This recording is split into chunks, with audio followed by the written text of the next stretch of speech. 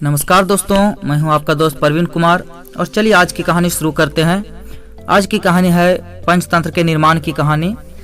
महिलारोप्य नाम का एक नगर हुआ करता था जिसका महान राजा अमर शक्ति था। वह बहुत ही महान था। उसके 3 पुत्र थे, बहुशक्ति, उग्र शक्ति और अनेक शक्ति। चिंता का विषय यह था कि ये तीनों बहुत ही मूर्ख थे। राजा को इसी बात की चिंता दिन प्रतिदिन खाए जा रही थी कि राजा की अब उम्र भी हो रही है। राजा चिंता में था कि आखिर मेरे बाद इनमें से कौन राजपाट संभालेगा।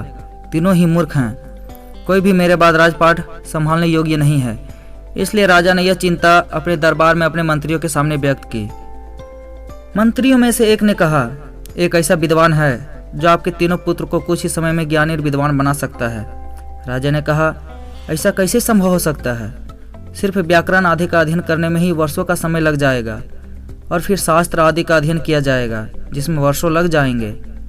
अगर ऐसा संभव है कि कुछ ही दिनों के अंदर मेरे तीनों पुत्रों को विद्वान बनाया जा सके तो उस विद्वान का मुझे नाम बताएं। मंत्री ने कहा, उसका नाम विष्णु शर्मा है। अगर आपकी आज्ञा हो तो मैं उसे दरबार में आने का निमंत्रण देना चाहूँगा। राजा मान गया और पंडित विष्णु शर्मा को बुलाया। विष्णु शर्मा ने राजा की बात सुनी और जवाब दिया कि मैं आपके तीनों पुत्रों को मात्र 6 माह में ही शास्त्रों का ज्ञाता और विद्वान बना दूंगा। अगर मैं ऐसा नहीं कर पाया तो अपना नाम बदल दूंगा। इस प्रकार पंडित विष्णु शर्मा ने राजा के तीनों पुत्रों को शास्त्रों का ज्ञाता 6 माह का समय लेकर बना दिया।